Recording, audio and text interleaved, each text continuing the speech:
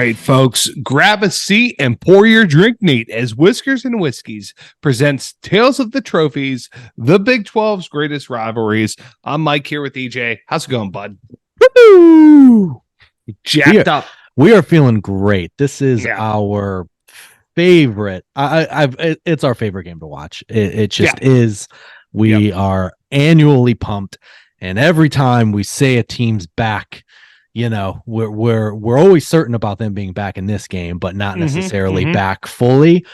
That might change this year, which makes this even more exciting. I'm pumped up, man. I am ever since, you know, I mean, I think as we've talked about, like I grew into liking college football. And I think one of the things that really got me hooked was I think I was like a sophomore or a junior in high school, something like that. And it was like my first real taste of college, you know, because like I grew up with a lot of Penn State fans. I didn't love Penn. I was more into basketball, whatever, and just wasn't as much into college football.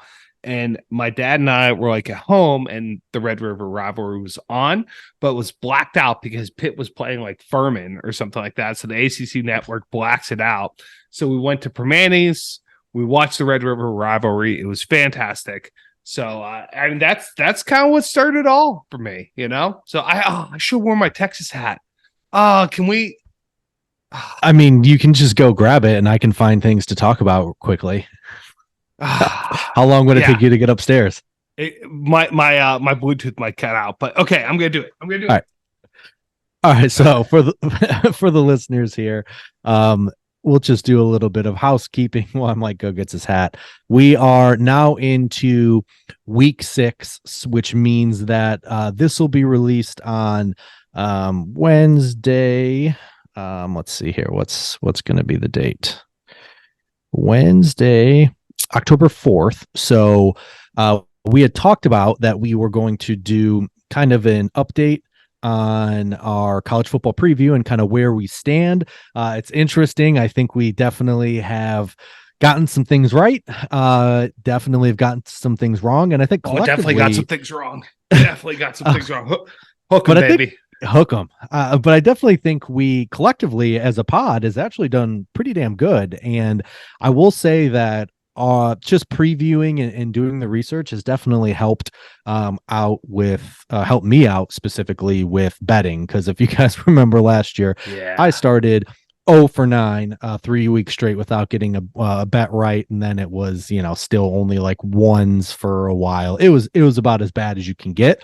And this year I am only 2 points out of first. So we actually have a really good group. Well, let's talk about it. I mean, talk about your prowess. Talk about one of the picks that you stood on. I mean, you had 4 people riding on the beads on Friday night.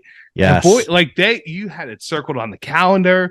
You talked about in the preview. Yep. You're waiting for the line to drop within a field goal, and you're like, you know what? Just not getting there. Let's just pull the trigger on this thing. Yep. Boom.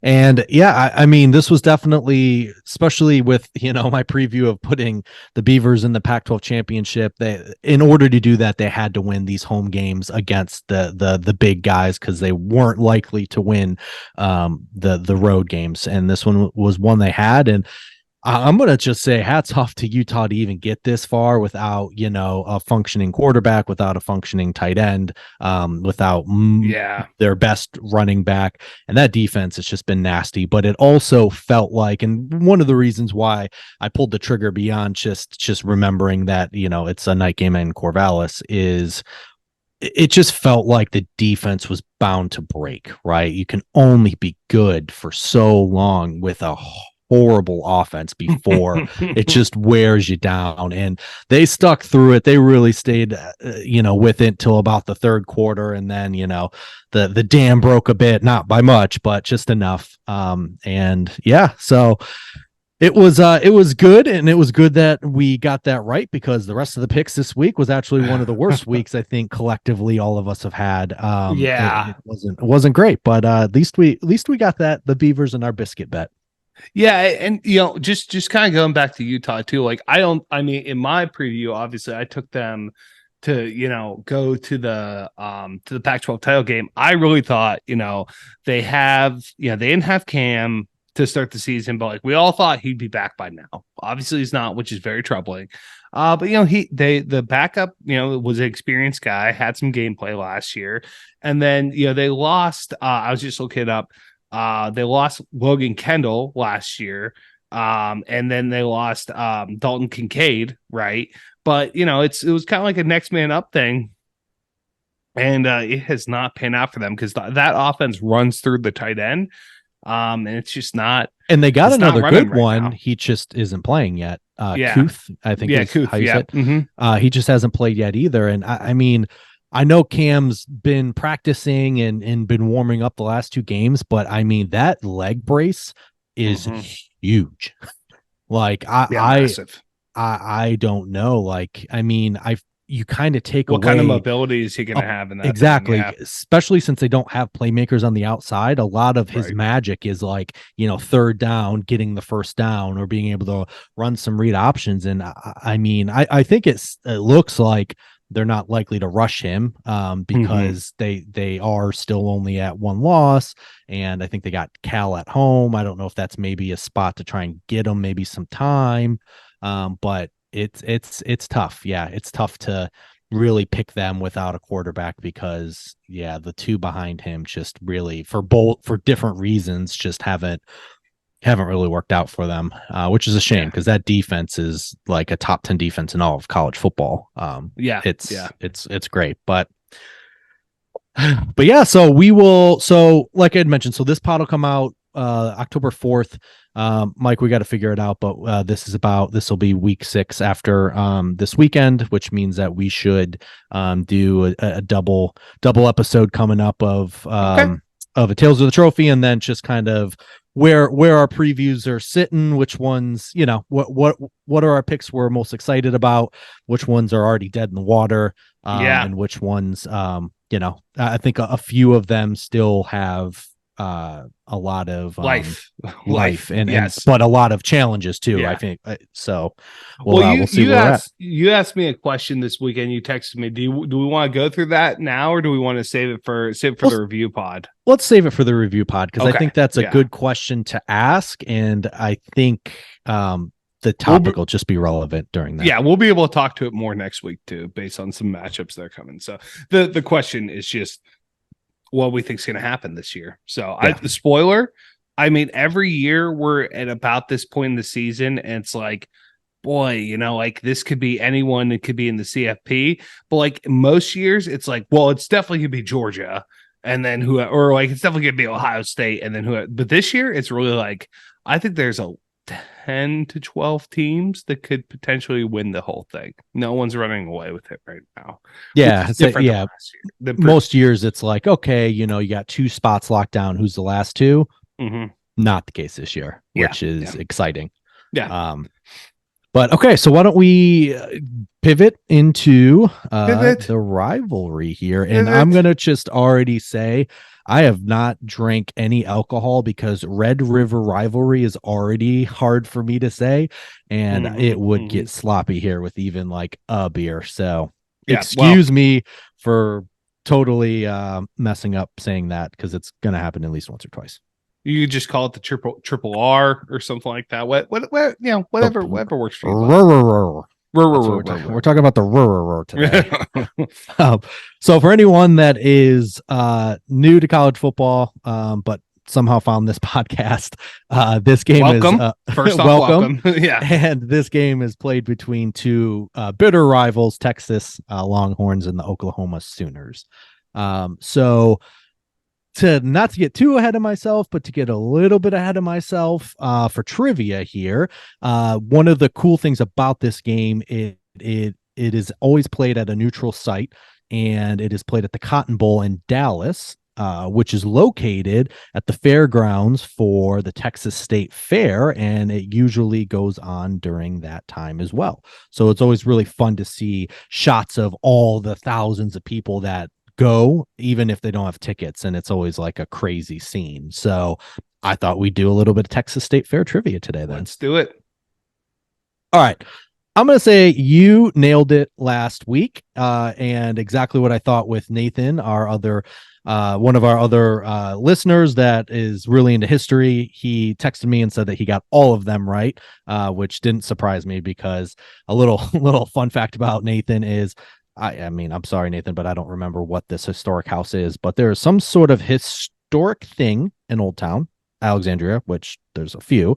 And he volunteers his time to give like history lessons and be a tour guide for Oh, this historic thing that I'm sorry, Nathan, I can't remember what the house is and where it's historic, but so history is definitely his thing. He is one of those people that ruined the internet with the stupid Roman Empire thing because he is reading a book about the Roman Empire, so he is thinking about what it. is that thing? Like what is going on with it? I've seen tangentially a lot of stuff. I've been busy, so I've not I dug into can't it. wait for like 20 years when they actually do research on how things went viral because most of the time it has to be funny or currently relevant, and it is neither, but it's just spouses asking or usually women asking a man, regardless of their relationship, on how many times a day he thinks about the Roman Empire. I would say most people don't and would be like, why are you asking me this? I don't know where it started, but then it became a thing, and I don't know how it became a thing because it's not funny and it is not relevant. Like there's nothing going on in the world I that probably think about it once a week. you're part of the problem. I mean, it I've just never thought about it. Sorry, really. never once. No, not I mean, once. does pop culture with the Roman Empire count? Like does I guess so. like Gladiator or Yeah, like and maybe that's Rome because Total that's like War, never the a great computer movie. game? Yeah, that Gladiator is never a movie. I don't even know if I've seen it, to be honest with you. Oh man, I know, I know. that's a great Sunday movie. Oh, I'm really proud of myself because there was a moment last night where it was like 11 o'clock and the Kingdom of Heaven was starting, and I'm like, no, I cannot stay up till 2 a.m. watching this movie. But like, I would. I mean, that's a little bit later than the Roman. That's a lot later than the Roman Empire. But like, just as far as like Sunday dad movies go, Kingdom of Heaven is like up there with Gladiator. So yeah, maybe Russell Crowe did take his kids to the Coliseum and like posted that picture about them being entertained. So I don't know it if came from maybe that. that Yeah. triggered someone thinking Mm. about it. But now that I think about it, I don't know. But Regardless. regardless, I don't think about it. You and Nathan are part of the problem. So Well, so with this trivia, I thought at least these first three questions, I got to make it tougher because you guys knocked it out of the park. So question number one. okay. So you're not going to have a list of answers this time. It's these ones are just going to be tell me the answer. Okay. So at the I'm more of a Texas State multiple choice Fair, guy, not a fill in the blank guy, but okay. on average, how many ketchup packets are used during the Texas State Fair? People keep track of this? Yeah. Yeah.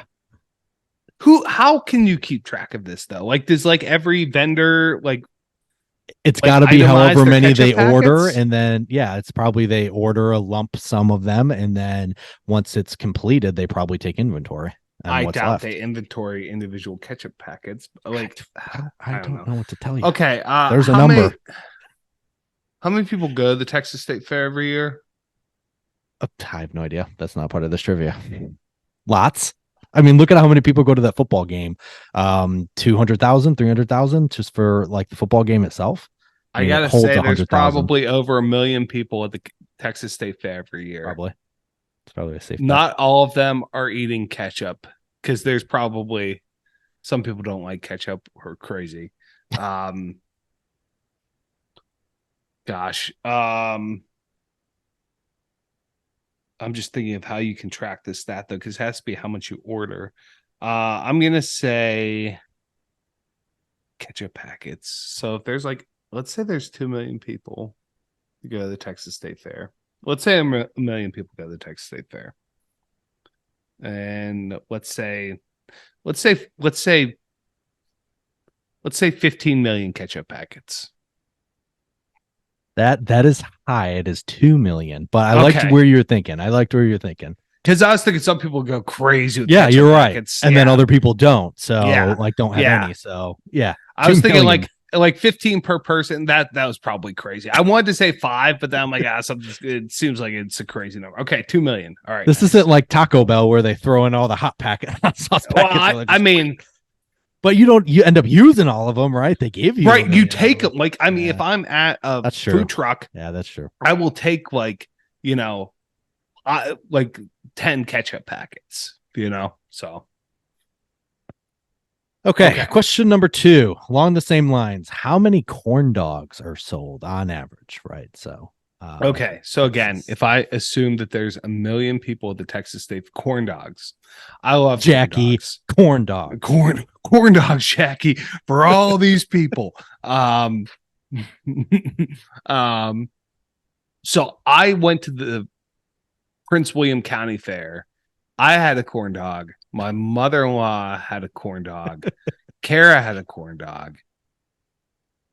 I think we might have one more corn dog. So that's like almost a corn dog per person. So I'm going to say if there's a million, I'm going to say 500,000 corn dogs. You are correct. Look at you. No way. No way. Are on average, 500,000 corn dogs. Let's go. Because I was thinking about getting 2. So like I had the first one and I'm like, I could have another one right now. They're so good. I don't know. Like it's one of those things where you don't eat them very often, right? Because you just don't eat them in your household. But when you eat them, it's just like, man, I should eat these more often. Yes. Yes. So excuse me. So I actually did that once. I went to a fair and I had corn dogs. I'm like, this is great. And then I went to the store and I got frozen corn dogs because I'm like, this is why not, Right. And it just wasn't the same. Like it wasn't even close. So because you gotta have it fried there, right? Like that's the I baked key. in the breading oven. Has to be good. Yeah. I baked in the oven, which helped crisp it up a little bit, but still did because you can't have soggy breading. It just it wasn't the same though. So I know I've had like the mini corn dogs, like the that you can get like in the frozen section, but yeah, they're not any good. No. All right, question number 3. You can look down at this picture just to give you some reference. I didn't want to leave you out here, but the fair has a very famous mascot and statue named Big Tex. How tall is he? I mean, this is definitely something that's like said every time like game day goes there or the game's being played. They mention how tall Big Tex is. I'm going to say Big Tex is 60 feet tall. You are really goddamn close, but you're over. 55. Okay. I was going to say 50. Oh, okay. Well, because I do see the next question is multiple choice. I saw his hat. So I have a guess on his hat, but I saw that 55 gallons is an option. So I was going to say 55, but I'm like, we'll just go 60. Nice round number. Okay.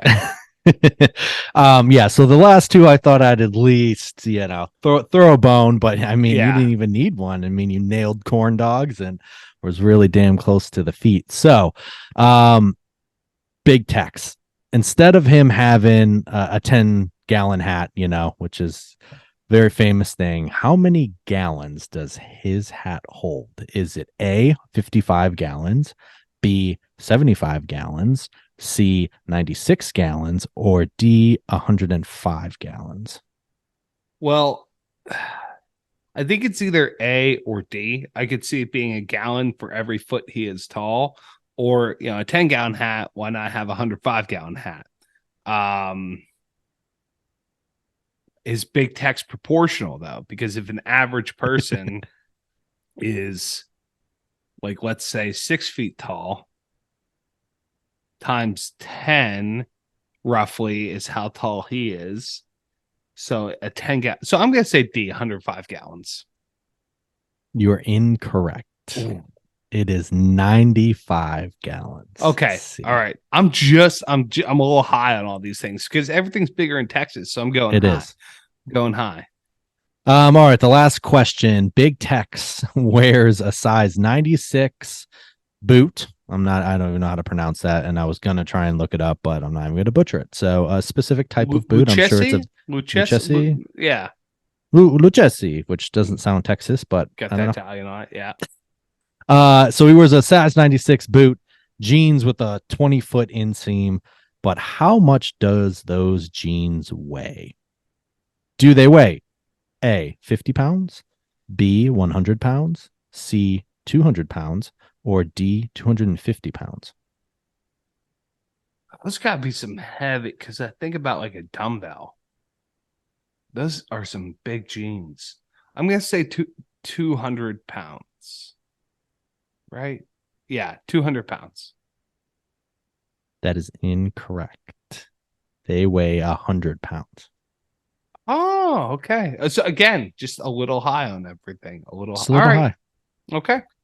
Yeah, All right. and also I did see it. I can't remember how many times, but unfortunately, Big Tex has caught on fire. I know it's caught on fire once. I'm pretty sure Ooh. he's caught on fire more than one time. Could So get some flame retardant jeans, Tex. yeah. I think they need to help out Big Tex here because that probably shouldn't happen ever. No. Okay, so this is typically the part of the segment where I ask you what the trophy looks like. However, I already know you know, but don't say anything because I will say I had been very familiar with this game, albeit I didn't always watch it because I was usually focused on Big Ten football and watching other teams to see who would win or lose. So I never actually saw like the end of it, or if I did, I didn't stick around long enough to see like the celebration. It's just like, okay, game's over. So I actually had no idea what that trophy looked like at all. And I was so shocked when I found out about it. But why don't we get to it a little later? Okay. Just in case someone has, is a fan, but just knows what it is, but maybe aren't a Big 12 fan, so they haven't ever actually caught the game or, have no idea. Yeah. So it'll be a nice surprise. Yeah. Okay. All right. That sounds good. Okay, so we'll get into the history of the rivalry. So the first matchup was in 1900, and Texas won 22-8. And Texas ended up winning 10 of the first 12 meetings. The overall series lead does go to Texas at 63 wins, 50 losses, and 5 ties. So Oklahoma overtime had some good stretches to kind of get this a lot closer after, starting 2-10. So the rivalry has been renewed annually and uninterrupted since 1929 for a total of 118 games as of 2022. The game is also named the Red River Shootout or the Red River Showdown, which does make it a lot easier to say. I like Shootout better, to be honest. That's why I think that's why I first thought of it as is the shoot. I didn't know it was officially the Red River Rivalry. I always call it the Red River Shootout. So, but okay, which would be appropriate. You can't call that. So the Red River is the name refers to the body of water that runs along much of the border between the states of Texas and Oklahoma. And I'm pretty sure it's the color comes from some sort of clay mixed in with the soil that makes it look red. The game has been played on the second Saturday in October since 1936, with the exception of a few select years when it was held on the first Saturday in October. So it's always this year an October game. I guess this is interesting. I didn't even put that together. Which is always fun because I know like Michigan State, a lot of times rivalries are at the end of the year. I know Michigan considers Ohio State their top rivalry, and they do play that at the end of the year. But I always liked Michigan State playing in October. Like there's just something about knowing it was always sometime around October. Bama and Tennessee is the third Saturday in October. So yeah, there it is. So since 1932, the game site has been played, like I had mentioned before, at the Cotton Bowl inside the Fair Park in Dallas. So since 1936, the first year of the AP poll, at least one of these two teams has come into the game ranked 70 times. 70 out of, pretty much. Yeah, I guess since that would have been a good trivia question. I would have, that would have been a good one. Yeah. And that is including every one of the last 19 meetings until last year. When the streak ended in 2020, when both teams came in unranked at 3-2. However, we're back because both teams are ranked, right? I'm pretty sure Oklahoma hasn't lost, right? Or if they did, just one. So I don't remember. We know. I'll fact check that. We know Texas is undefeated in ranked, We so. we do indeed know that. Yes. And then in 2005, the Dallas Morning News asked 119 Division One football coaches, Division 1A football coaches, to identify the top rivalry in college football, and the Red River rivalry ranked third behind only Michigan, Ohio State, the Game, and Army Navy. So it is widely regarded as top three. Oklahoma is currently sitting at number 12 in the polls. Perfect, and they're undefeated, correct? I would assume, yeah, if they're Okay, number yeah. 12, yeah, there's no way they'd be that high with a loss. So I did mention, I just want to talk about this first meeting between these two schools because there is a write-up of the game, which seems a little skewed, but kind of plays a little bit fun into this rivalry. So the first meeting between Oklahoma and Texas, like I'd mentioned, occurred in 1900. But before either team had acquired, this was before they acquired their nicknames of like the Longhorns or the Sooners. So at the time, Texas team was typically called varsity. And the write up in the Austin American Statesman article referred to the game as a practice game. So the paper reported this. So this is, quote, "The game of football yesterday afternoon at the varsity athletic field was an interesting contrast, notwithstanding the rather one-sided score of 28-2 in favor of the varsity. The Oklahoma men played a very good game, but they had weak points, and the varsity men found this out and proceeded to take advantage of them. For instance, the visitors' tackles and ends were weak, and the varsity men made the most of their gains through these men. Their guards and center, though, were stiff enough, and the varsity's attack at these points never netted large gains and were frequently futile.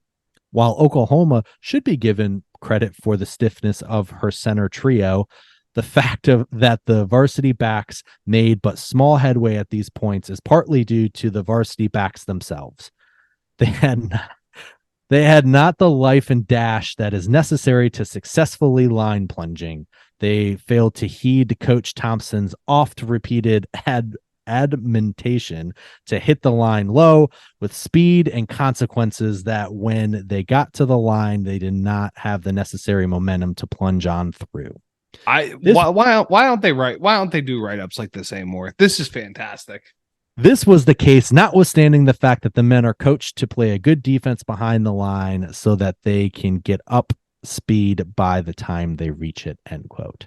This should be mandatory reading at like Syracuse and Northwestern and their schools of sports journalism, because that's just fantastic.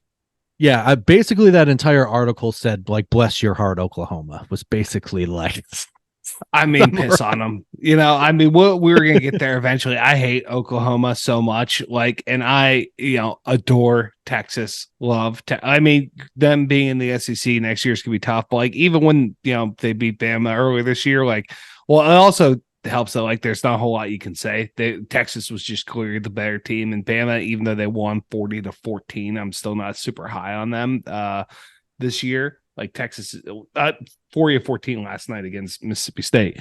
I just hate Oklahoma. They beat Bama in the Sugar Bowl a few years back and just have never forgiven them for that. I hate the Stoops family as a whole. I hate Venables, obviously, for what he did to Alvin when he was at Clemson, and just hearing his stupid name over and over again. Don't like him. Don't like the schooner, the stupid little wagon that they drive around the field. Hate that.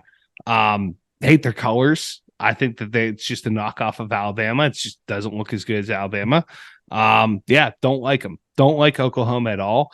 Meanwhile, Texas is hook 'em. We got McConaughey. We got an awesome burnt orange that's nothing like that gaudy, terrible orange from Tennessee. They're just fantastic. They got Bevo. They got a big old bull. Quinn Ewers is in the best shape of his life, taking football seriously. And I don't like Oklahoma. But tell me how you really feel. So the Oklahoma-Texas game has been played in 6 locations. So they've played in Norman and Oklahoma City in Oklahoma, and then Arlington, Austin, Dallas, and Houston in the state of Texas. And so since the beginning, they have played in Dallas. So it started in 1900, like I mentioned, and they've played in Dallas since 1912, except for in 1913, they played in Houston. In 1922, they played in Norman. And 1923, they played in Austin. I will say, I actually kind of like the idea of them, and I know it's rooted in history now, like 100 years of history, but I think it would be cool, almost like the Hunger Games, how they have the special like 25th year anniversary, the 50th, the 75th, Yeah. like the quarter quells and stuff. They should do like a home and home like every 25 years or something, because could you imagine bringing that Oh, rivalry to a campus? I know it like is so, like I said, there will literally be 100,000 extra people at the fairgrounds. That don't get tickets, right? There's only yeah. 100,000, but I feel like there's something about college football on campus. And again, I'm not asking Yeah. for it a ton, but just maybe like once every 25 years, have like a home and home. I think that would be sick. Yeah. I mean, I hear you because like it would be great to see this rivalry on campus, but it is hard to, compete with the vibe of the state fair, right? So Yeah. that's, I mean, that's tough. It's like, yeah, it would really have to, I don't know. I guess the only way of knowing is they'd have to do it, right? And see what it's like. But yeah, it would be cool to have it to bring that rivalry to a campus too. Like that'd be a scene for sure. But Yeah. hard to beat the state fair, No, I know. And I'm pretty sure both stadiums have pretty high capacity. I know they don't have 100,000, but I think they're not like smaller. I'm pretty sure they're at least, I know Texas is, I'm pretty sure it's at least like 80. Um, but Oh yeah. yeah, so Dallas was chosen as the neutral site since it is situated approximately halfway between both Austin and Norman, where both those schools are located. So that's why Dallas was chosen. And then, so let's see here. This is a cool little fact that I didn't know. And most of the time you don't really think about it because we've never thought about going. But so since 1932, since the game has been held at the Cotton Bowl, the designated home teams alternate year to year. So Mm-hmm. Oklahoma has them in even numbered years and Texas has them in odd number years. So I guess that means Texas is the home team. So ticket sales for the game are split 50-50 between the two schools, with the stadium divided along the 50-yard line, which is one of the coolest things about that game. I mean, there's just the hard line Yeah, yeah. between the orange and the red. So that's always pretty cool to see.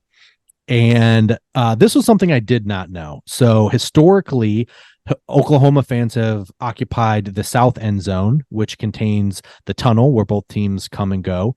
But beginning in 2007, the teams have an option to alternate north and south ends of the field, Ah. thereby giving the home team fans the seats adjacent to the tunnel. However, Texas has declined to exercise its option to move to the south end each year in which they have, which they're designated as the home team. Don't know why, Hmm. but I guess one of their former coaches, Charlie Strong, said that he would favor Texas fans in the south end zone during their home games, but it seems like he's about the only one that Well, yeah, is. and we saw it. I mean, I feel like Charlie did get ousted maybe a little prematurely there, but also who the hell cares what Charlie Strong thinks?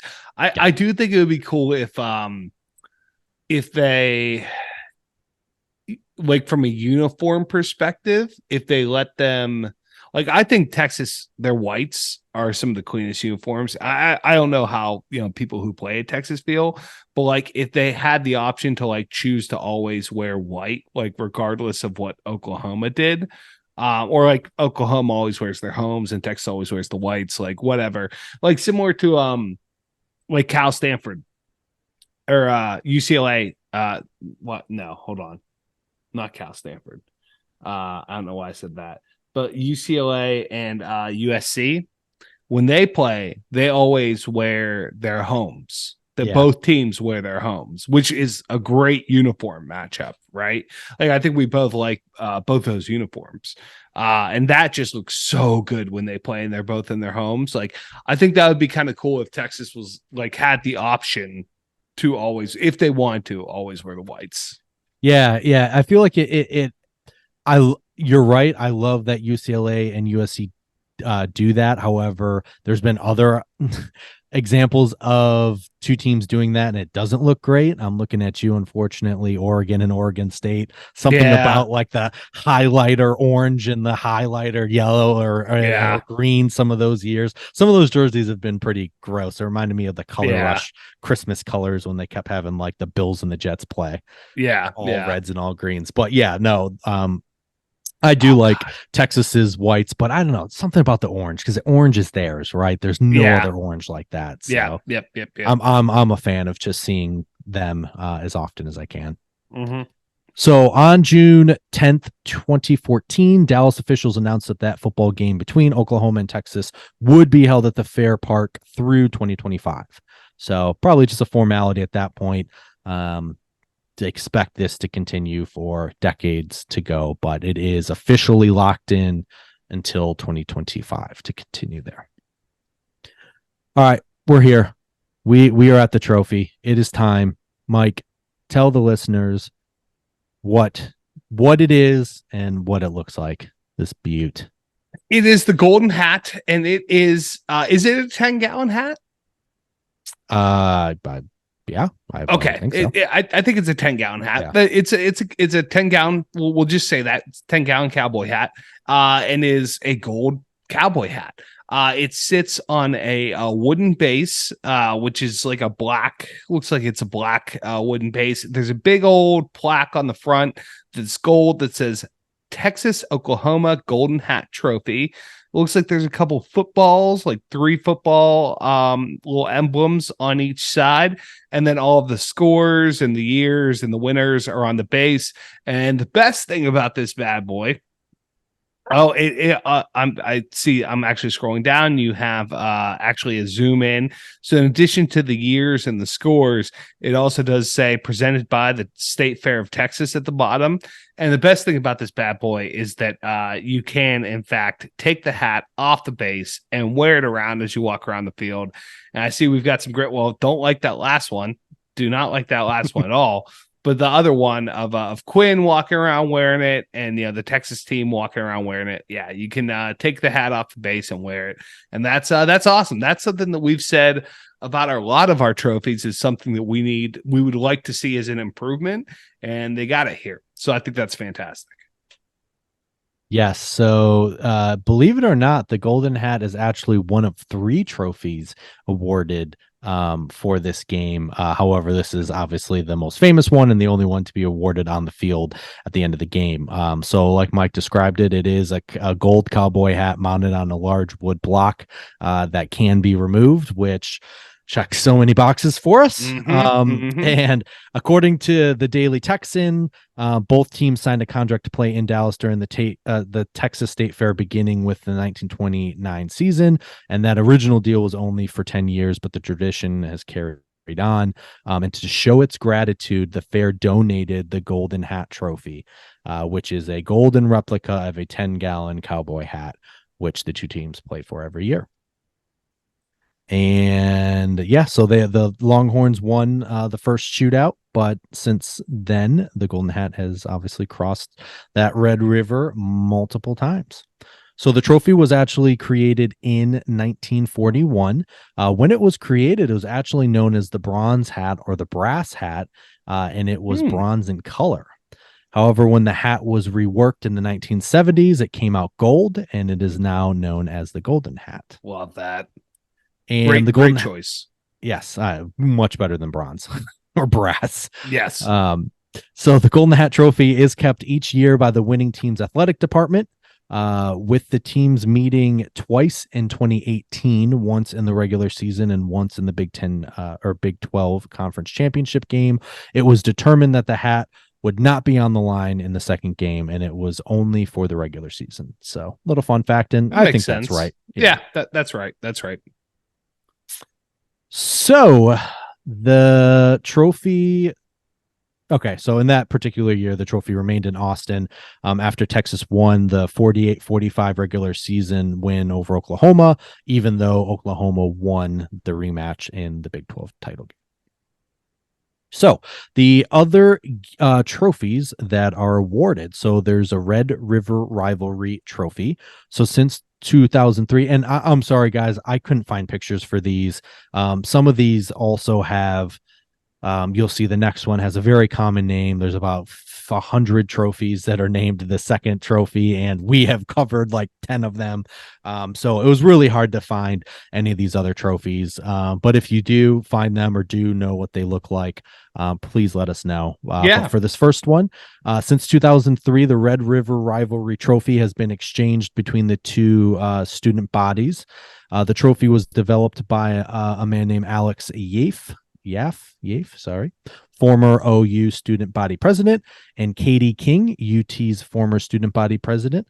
The trophy bears the image of the two states as well as a miniature football helmets to represent both teams, which sounds like a really fun trophy, but yeah, couldn't find a picture. The next one is the governor's trophy. So there's also a governor's trophy, which is the one that is just there's a million governor's trophies, and it is exchanged between the two governors of the state. So the governors of Texas and Oklahoma often place a bet on the game, such as the losing governor having to present a side of beef to the winning state governor, who then donates the beef to charity. And then the last one was a pretty cool one. It is the NROTC trophy. Another annual tradition is the running of game balls by the school's Naval Reserve Officer Training Corps programs. So each school's ROTC program uses a relay running system to run one of the balls all the way from the respective campus to Dallas. Once there, they participate against each other in a football scrimmage, with the winner taking home the Red River Shootout flag football trophy. Nice. And this trophy is awarded without regard to who wins the main football game. So it's just couldn't do that if we did a home and home, So I guess you could still have it at the fair, and then just have them run. I'd figure it out. Yeah, I'd figure it out. But yeah, so I think that's pretty cool that this is probably the first time we've seen a rivalry that had multiple trophies for the same game being awarded to different parts of the university. As we've seen like other sports with the same rival that have had trophies, but this is the first time we've seen multiple trophies for the football game, which I think is pretty cool. So that's going to do it for us. So why don't we get into our rankings of the trophy? Right. So just a reminder, we rank on a scale from 1 to 10 or 1 to 5, sorry, I have to remind myself of the looks of the trophy, the history of the trophy, and then how intense the rivalry is, the overall competitiveness, and then the just overall what tier we would put this in. So Mike, give it to me. Yeah, I mean, I was going to go 5s across the board and make this really easy. However, I will say that there's not as looks wise. Yeah. I mean, it's perfect. It's a golden cowboy hat. Like, you can't beat that. History of the trophy. It's obviously very old. But I would have liked maybe a little, I don't know what I want more, but it's just not as rich as some of the other histories that we've had comparatively. So I'm just going to give it a 4 instead of a 5 because it's not as rich of a history, but that's also me comparing it to it's been around for a long time. It's comparison. And then the rivalry itself is 5. I mean, it's one of the top, you said it, it's right behind the game and Army Navy, as far as how intense rivalries are. And then competitiveness, obviously it's, pretty, it's not the closest that we've had for sure, but it's pretty damn close, and especially this year's could be close to. So 5 there. So it's overall top tier. So pretty easy. What you got, pal? Yeah, looks. I mean, it's just a chef kiss. This is. I don't. This is almost like subconsciously, maybe not subconsciously. When we start ticking off things that we really like in a trophy, that's it's almost just like, that's true. Is it big and heavy? Yes. Can it be worn? Yes. Can it be either or? Yes. Is it unique and representative of the two schools or the two states or the state? Absolutely. And is it, one of a kind, recognizable? Yes. So I feel like we all, whether we realized it until this moment or not, this is our pinnacle. Yeah. I mean, really, it is. Yeah. I would, yeah. I really, it is. Yeah. Yeah. It checks all the boxes. Awesome. I'm going to give the history a 4.5. I think you're right with us having other rich histories. I do like how it was a gift from the state fair. I think that's pretty unique. And I think that whole situation is obviously very unique. And the fact that the state fair was thanking them for doing it, I think that's pretty awesome. And I do like how it did change over time without really changing. And it was a good upgrade, right? Yeah. But I will say, rightfully so, and I'm glad, like, we've liked it being stolen and lost and things of that nature. I'm kind of glad that this is just kept right, because I don't want this to be lost, and I don't want it to be stolen and damaged. So, well, I mean, it's going to get found too. Like, if someone tries to pilfer this thing, it's not like you can go to class around with that. Yeah. You have a better time hiding Floyd than you would hiding this thing. Yeah. So, but you're right. There have been other history, like other really good rich histories, and I don't want to devalue them, so that's why I'll put this at a 4.5. The rivalry, you already said it, it's a 5. It's one of the best ones, and even if you are a passive college football fan, you've probably heard of this game. And then competitiveness, I'll agree, it's a 5. I know there's a 13 game difference, but at least since I've been alive, and especially since I've been paying attention, it's usually a coin flip. It's usually one of those games, even if one team's down, it is a true rivalry game that, like, the other team could easily lose, like the favorite could easily lose. So and it's a top tier. It's up there with probably when we do our overall tier, like when we do our huge March Madness-esque bracket after maybe season 5, and we really go through all of these. This is going to be in the top 5 for sure. I mean, this has been a real strong season. I mean, the Big 12 has showed up to play this year, because my gosh, like, Bayou Bucket was mid-tier. I think you gave Keg and Nails top of the mid-tier, right? Yeah. So it was still mid-tier, but top. Mm-hmm. And then, but then since then, Victory Bell, top. Iron Skillet, top. Indian War Drum, top. I mean, it Red River Rivalry now. So, but I will say, unlike previous trophies where we've said, because the next question you're going to ask me is, what would you do to improve the trophy? Mm-hmm. Unlike previous years, where I would say, previous episodes where I was like, nothing. Like, the segment that we've had has been a bit of a dud. I would do something. Have something, not an improvement per se to the trophy itself, but actually, like, given that there's 3 other trophies that are involved with this too, like that. Yeah. I think that this is an even better suggestion, is that we add something to it, right? So what I would add to this personally, because I was thinking about this. I was in the shower like last week thinking about this. So I would add 2 more trophies. Why not? Okay. Right. So I would add a trophy for the best offensive player, like the offensive MVP and the defensive MVP, right? And I think it would be so awesome if the offensive MVP got like a gold-plated, either like a Winchester like repeating rifle. It doesn't have to be functional, right? Like, or sure. Maybe but like a gold-plated Winchester rifle, or what might be cool is 6 shooters in a holster, right? That they can put on, right? For the shootout. Golden as well. Yes, exactly, for the shootout. So a golden 6 shooters, right? I was thinking, like, you could also give like one revolver to the offensive MVP and one to the defensive MVP. But I think if you did 6 shooters with a holster and everything, that like you strap on them up on the stage and they hold up the guns and everything, that'll look awesome. Like, you got to get a stage out there, I guess. Yeah. But they do that for bowl games and stuff. So you get a stage out there, you give them the hat, you give them the holster, and they got that, right? And then for the defensive MVP, gold cowboy boots, so they can just take off their cleats and put on those cowboy boots, man. That would be awesome. Or Spurs was something I was thinking too. Then you could just put gold spurs around the cleats and everything. But I thought that would be a very, very cool addition to this rivalry. So as you were saying that, one thing immediately came to mind before we even started to get into this, and I would agree with you. And I think if there was ever a rivalry game that like deserved a stage and a presentation, it would be this one. So I'm gonna add to your suggestion. Oh, okay.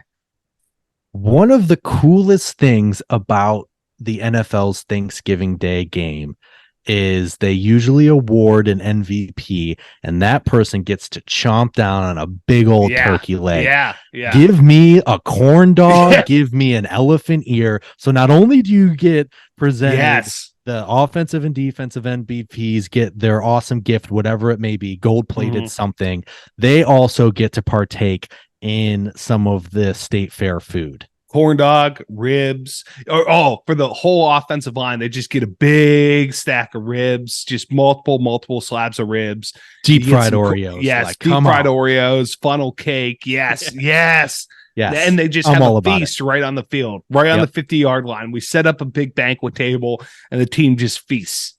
That would be awesome. That would be awesome. Okay, right, we're gonna make this suggestion. We're gonna try and we're gonna blast social media to try and get this to become a thing, because why not? Right, this is already such a spectacle. Lean in.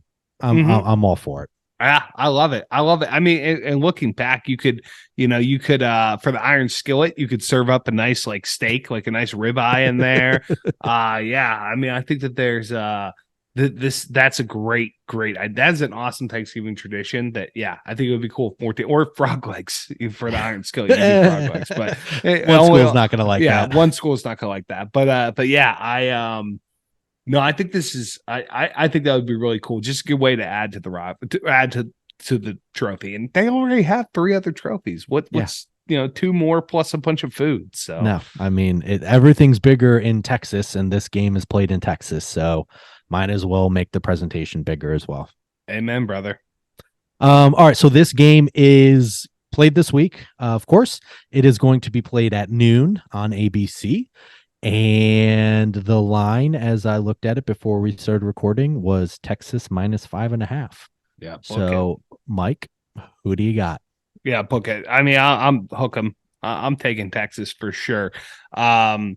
They definitely. I watched them this week against Kansas. Kansas definitely gave them a little bit of scare, and then they just pulled away at the end. So same with Oklahoma. They were deadlocked too and pulled away, which obviously both teams knew what was coming down the pike here. But I think when we did our Big 12 conference preview, even though you had put Oklahoma in the conference championship, it was always, Texas.